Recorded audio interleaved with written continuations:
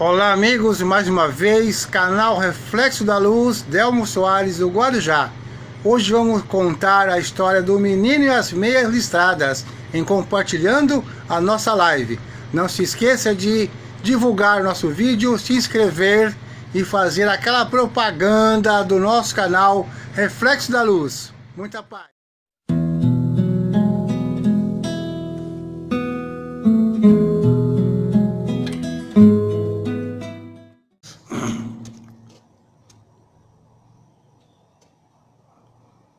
Hoje tem um tempinho a mais, já vamos começando a nos conectarmos com o Evangelho matinal, o Evangelho da manhã, que nós temos a alegria de estarmos participando, transmitindo aqui do Grupo Espírita Cristão Amor Fraterno, aqui na Santa Rosa, o bairro do Guarujá, onde nós continuamos fazendo nossas vibrações, nossas preces, ainda com as portas fechadas para o público, mas pensando muito qual o verdadeiro comprometimento e comportamento do espírita, de uma forma amorosa, racional, previdente. Com certeza muitos irmãos estão pensando, né? Quando vai ser que a gente vai poder voltar? Quando vai acabar a pandemia? Gente, a pandemia não vai acabar tão cedo. Os cuidados terão que ser tomados por muitos e muito tempo. A grande lição da higienização das mãos, ela não pode jamais ser esquecida. O distanciamento social não pode ser para sempre, porque a aproximação pela internet é uma bênção da tecnologia que Deus permitiu. Mas se a gente for esperando a pandemia passar, ficar tudo como era antes, daqui a umas 2 encarnações a gente vai estar novamente fazendo a nossa tarefa para com os irmãos. Então, nesse momento que a gente está ensaiando aqui, né, nossas palavras, para a gente poder começar o Evangelho de hoje. Bom dia, Terezinha, estou vendo a tua fotografia lá em cima. Seja bem-vinda, minha irmã. Então a gente está vendo que não é brincadeira mesmo. A gente tem que tomar muito cuidado. Mas se nós formos ficar esperando a vida inteira para praticarmos racionalmente, amorosamente o que Jesus nos ensina, vai ficar complicado, né, gente? Bom dia, Henrique, meu irmão. Estamos só fazendo as reflexões pré-evangelho, né? Sejam bem-vindos. Então a gente precisa repensar, né? O que é fanatismo e o que é comprometimento com Jesus. Não podemos confundir as coisas. Temos que tomar todas as precauções que a vigilância sanitária, que os médicos recomendam, pois lá no comecinho da doutrina espírita, em 1863, 64, nessa faixa, havia uma pandemia de cólera no planeta, no mundo, justo quando o espiritismo estava surgindo. Nem por isso Allan Kardec parou de fazer o seu trabalho e de divulgar. É claro que a orientação dele foi a sábia, a orientação de uma pessoa inteligente. Vocês têm que seguir todos os conselhos das autoridades sanitárias e não perder jamais a fé. Que nós possamos, de uma forma global, começar a rever nossos conceitos e pensar seriamente em voltarmos a servir de uma forma mais direta o nosso semelhante. Nós sabemos que o pensamento, as vibrações são tudo, nós aprendemos isso na doutrina dos Espíritos, mas e as pessoas que ainda não conseguiram entender, e as pessoas que estão em desespero ainda? Eu sei que muitos irmãos de algumas casas vão sentar o martelo em mim, vão meter o prego na minha cabeça, não só a minha, mas de alguns outros irmãos. Mas eu vou lembrar, antes de começar, uma história do Chico Xavier. Quando ele estava logo no início da sua tarefa mediúnica, ele era muito criticado, na época, pela Igreja Católica, muito criticado. e às vezes ele pensava até em desistir. E em uma época houve o desencarne de um dos seus maiores perseguidores, que era um padre também. E o seu mentor Emmanuel falou para ele: Chico, hoje você vai rezar para o padre fulano. E o Chico rezou, é claro, né? Depois que ele rezou, Emmanuel, que é o seu mentor, falou para ele: Chico Xavier, cada martelada que o prego leva, ele fica mais firme e se prende melhor na madeira. É claro que nós ainda entortamos um pouquinho, às vezes, com as ofensas, com as calúnias ou com os julgamentos, mas que essa ideia que nós trazemos hoje, dessa história de Chico Xavier, seja para nós um encorajamento para nós darmos a cara a tapa, assim, mas também como orienta Kardec, né?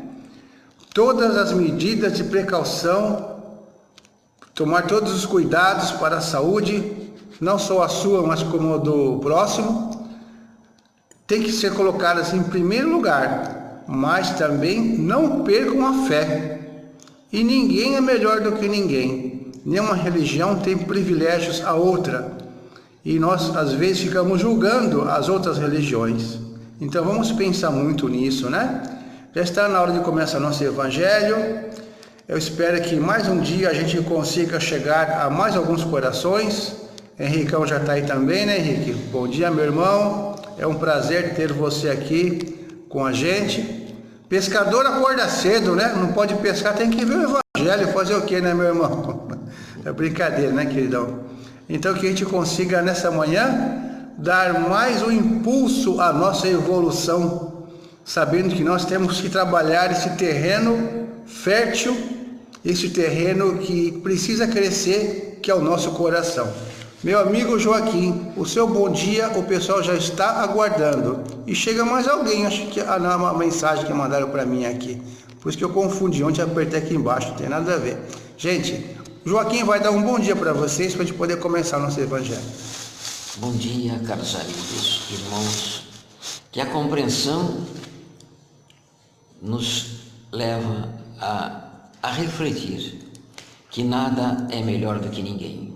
Nada é melhor, mas tudo que for útil para nós na espiritualidade, que ela nos ensina a ser humilde e compreensível com todos, é a prece espiritual que Deus nos outorgou. O Pai Nosso e a Ave Maria, o Pai Nosso que nos eleva, e a Ave Maria que relembra a mãe de nosso querido e amado Jesus. Fique com Deus, mais uma vez, no dia de hoje, com reflexões, e que Deus nos abençoe, hoje e sempre. Graças a Deus. A gente não combina nada aqui. Ele falou que o Pai Nosso e a Ave Maria, né? Que é o Pai Nosso, nossa ligação com Deus através de Jesus, o ensinamento que Ele nos deu, da prece, e a Ave Maria, que liga a nossa mãe. E hoje, para as coincidências do dia a dia, a historinha é sobre mãe e filho, que está preparadinha aqui, que eu lembrei essa manhã. Havia uma criança em idade escolar, pré-escolar, há muito tempo atrás, né? Que não tinha internet, não tinha essas coisas todas, né? Todo mundo ia para a escola, bonitinho, de uniforme, né? Então a criança, quando ia para a escola, a mãe colocava um par de meias, tipo arco-íris, super colorida, e o uniforme era bermuda, camisa ou casaco, aquela bermudinha curtinha até o joelho, shortinho, e aquela meia colorida que não fazia parte do uniforme, mas a mãe daquele menino fazia questão de colocar. Parecia um arco-íris, até o joelho. E aquela meia, sempre, todo dia aquela meia, outras lógico, né? Mas sempre a meia seguindo o padrão de arco-íris colorido, aquela cor viva, bonita, né?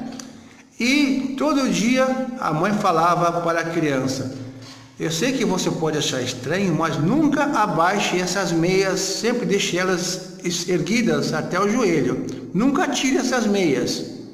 E a criança, depois que a mãe deixava na escola, em frente à escola, a criança ia andando, se misturando com as outras crianças, e era sempre alvo de brincadeira, de chacota, de piada. Todo mundo tirava sarro do menino, né? Essa meia aí tá parecendo não sei o que, coisa mais ridícula. E falava, e ele ia ficando chateado, a ponto de quase tirar ou abaixar as meias. Mas sempre lembrava que sua mãe falava para ele toda manhã: não abaixa essas meias, não troque essas meias. E aquilo foi virando um costume, né? E ele, apesar de não gostar do sarro que ele sempre recebia das crianças, dos seus coleguinhas, ele mantinha porque era uma orientação da sua mãe. Passou muito tempo,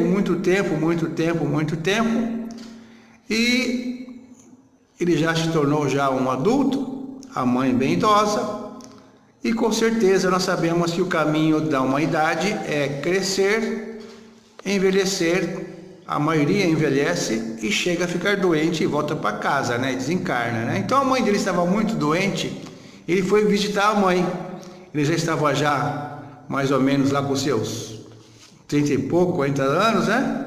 E foi visitar a mãe, conversando bastante com a mãe, que mal podia falar devido à sua debilitude, né? Sua doença. E ele resolveu então questionar para a mãe dele. Tanto tempo não sabia o motivo, o porquê daquelas meias coloridas, né? E ele perguntou: mãe, eu sei que a senhora está bem doentinha, mas eu nunca tive coragem de perguntar. Mas eu vou falar uma coisa para a senhora. Eu passei tanta vergonha, fui assim tão ridicularizado por causa daquelas meias coloridas, e eu nunca soube o motivo, porque a senhora insistia tanto em colocar aquelas meias super extravagantes, parecendo um arco-íris. Por que a senhora fazia isso? E a mãe olhou bem nos olhos dos filhos, segurou as mãozinhas dele, as mãozonas dele, né? E falou: meu filho, é porque toda vez que eu deixava você na frente da escola, eu ia acompanhando, ia enxergando aqueles pares de meia colorida, até se perder na multidão. Assim, quando um dia eu te perdesse, bastaria entrar na multidão e olhar para as canelinhas das crianças, e aquele que tivesse com a meia colorida seria você. Interessante, né? Então, na verdade, era uma forma da mãe nunca perder de vista o filho, a cria, né? Como se fala hoje, né? Então, toda mãe tem o seu jeitinho especial de cuidar dos filhos. E essa era o jeitinho dessa mãe, colocar visualmente sempre perto dela, né? Através daquelas meias coloridas, para não perder o seu filhinho. Joaquim, eu sei que você está quase chorando aí, né? Pode falar, meu irmão. É o jugo de uma mãe que amava o filho de todas as formas e não queria perdê-lo. É a mesma coisa que um rebanho de ovelhas. Um tem que ser bem marcado para não fugir do rebanho. E era isso que a mamãe, com amor, com carinho, queria que seu filho fosse sempre resguardado por ela, com amor, com ternura, para ele ser algo no futuro, e que ele foi, com a graça do bom Deus.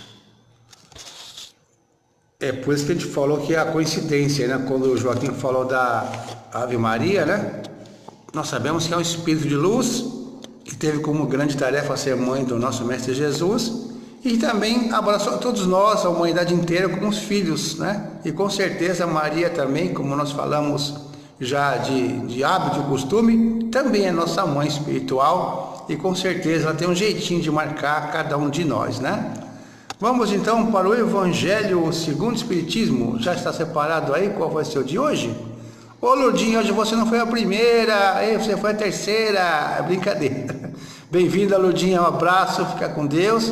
Se você pegou a historinha das meias, quem contava essa historinha das meias era também uma chara sua, era Dona Lourdinha, que também era palestrante espírita. Acho que ela está bem adoentadinha, que eu nunca mais tive notícias dela, né? Eu espero ter boas notícias, mas ela também foi uma das minhas primeiras mestras, né? Não na escola, mas na doutrina dos espíritos. Evangelho segundo o Espiritismo, onde está? Prece. A prece. Opa, vamos falar da prece, né? Mas aqui é uma prece destinada a um espírito, assim, por exemplo, né? Nós sabemos que a prece é aquela que vem do coração. A doutrina dos espíritos nos mostra que a prece sincera, a prece feita com sentimento, a prece feita com amor, é a prece que mais vale para Deus. Mas mesmo assim, ela colocou no final do Evangelho alguns modelos de prece para as pessoas que têm, assim, talvez dificuldade de juntar os pensamentos e procurar fazer uma prece mais, assim, direcionada. Então não é que existe um modelo de prece que tem que ser seguido plenamente, né? Mas nós temos várias preces aqui que estão como sugestões, né? Que é no capítulo 28 do Evangelho segundo o Espiritismo, por exemplo, né? Eu vou mostrar alguns exemplos aqui, né? Prece pelas pessoas que temos afeições, né? Explica a prece pelas almas sofredoras, prece por um inimigo morto, prece por um criminoso, prece por um suicida e assim por diante, né? E a prece que caiu aqui para nós é a prece que nós fazemos para um espírito endurecido. Mas o que é um espírito endurecido? Espírito endurecido é aquele que ainda não se amoleceu seu coração para entender o próximo.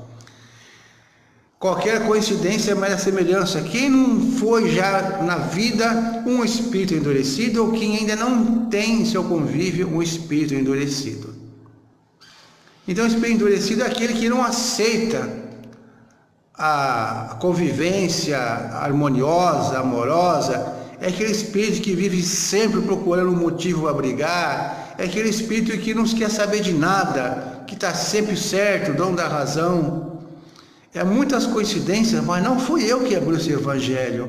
Quem abriu esse evangelho foi nosso amigo Joaquim, intuído com certeza por um amigo espiritual seu aqui presente, né? Então, a prece pelo espírito endurecido, ela é sempre falada, sempre dita por nós espíritas, quando geralmente nós estamos numa reunião de desobsessão, que é aquela no qual a gente faz normalmente uma vez por semana. Ainda fazemos, só que agora em número reduzidíssimo, somente eu mais 2 irmãos, afastados, com a devida distância que Kardec recomendou para seguir sempre as instruções da saúde, da sanitária. Mas nós não paramos de fazer esse trabalho de orientação espiritual aos espíritos, né?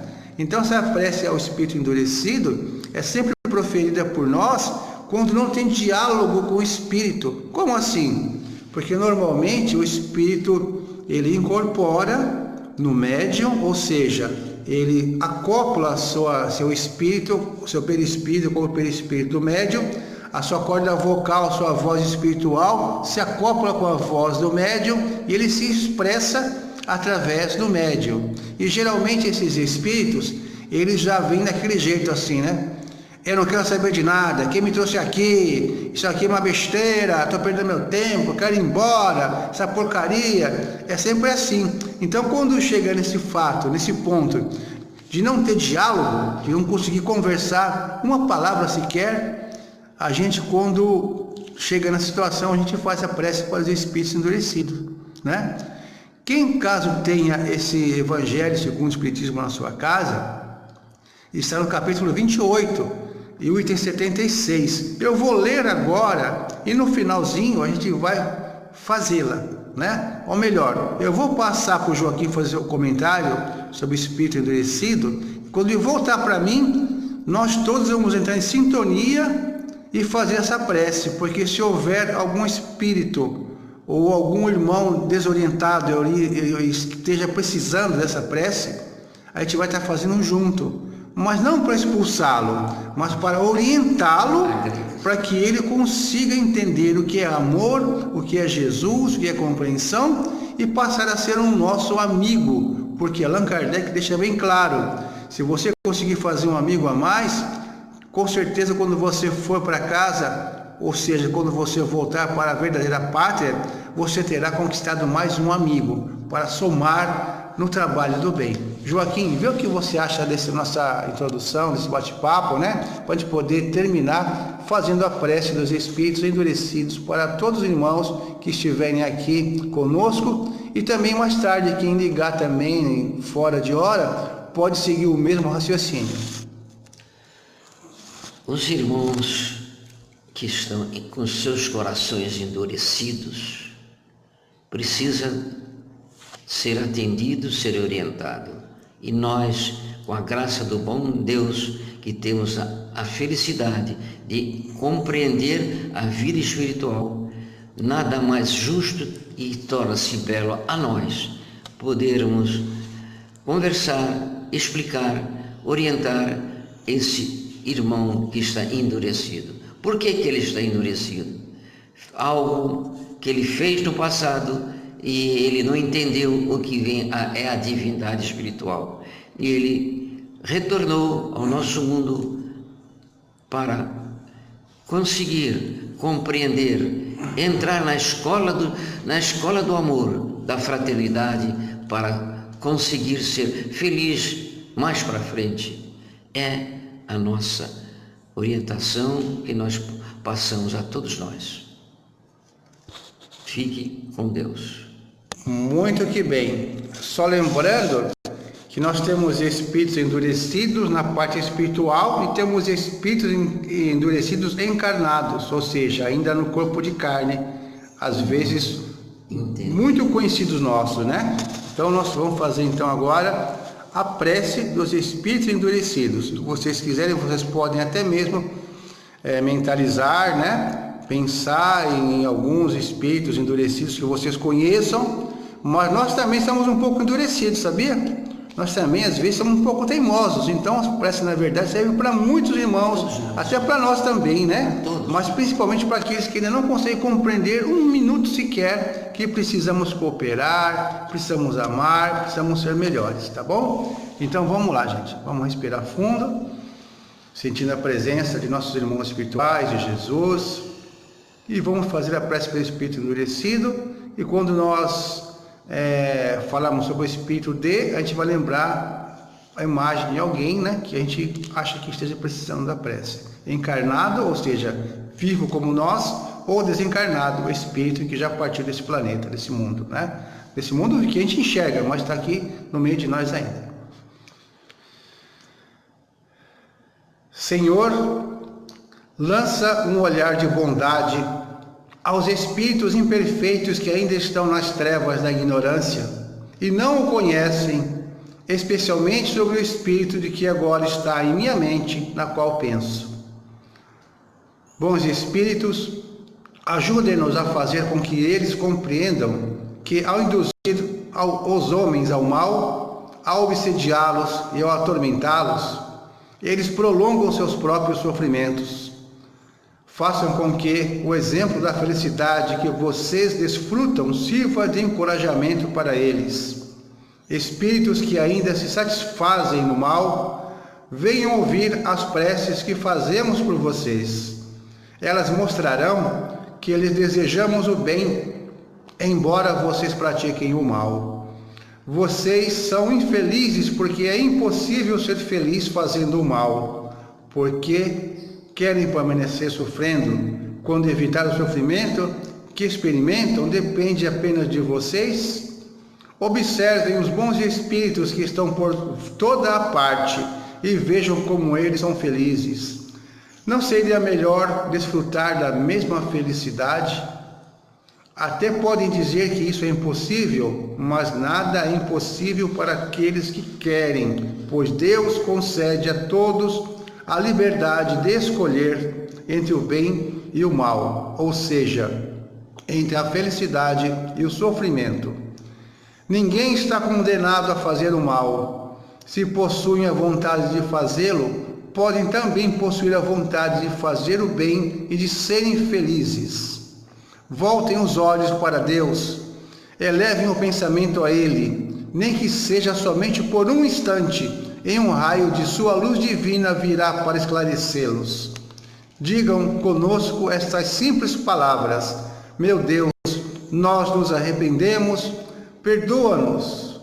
Experimentem o arrependimento e procurem fazer o bem em vez de fazer o mal, e verão que logo a misericórdia divina virá em auxílio a vocês. Assim, um bem-estar indescritível vai substituir as angústias que experimentam. Quando derem um passo no caminho do bem, os outros parecerão mais fáceis. Então, compreenderão quanto tempo de felicidade perderam pela própria culpa.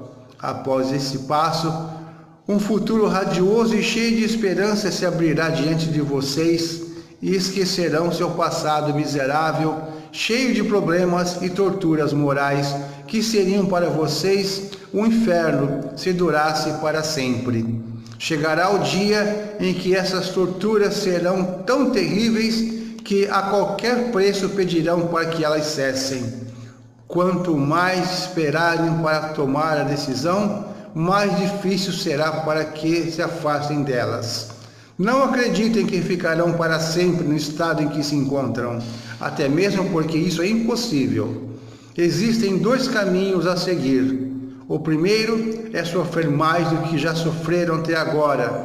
O segundo é serem felizes como os bons espíritos que estão ao redor de vocês. O primeiro caminho será inevitável se continuarem em sua teimosia. Basta um simples esforço de vontade para que se afastem do mal. Apressem-se, pois cada dia que passa é um dia perdido para a felicidade que os espera. Bons espíritos, façam com que estas palavras encontrem receptividade junto a essas almas ainda atrasadas e que elas possam ajudá-las a aproximar-se de Deus. Nós pedimos a vocês, bons espíritos, em nome de Jesus Cristo, que tem um grande poder entre os maus espíritos. Que assim seja. Obrigado a Jesus, aos espíritos amigos e a todos vocês que acompanharam esta prece e que com certeza será de grande serventia, não só para nós, mas para os espíritos imperfeitos que ainda estão aos nossos arredores, né? Achando que ainda vale a pena permanecer no mal. Um bom dia e até amanhã. Fiquem na paz do Cristo. Graças a Deus.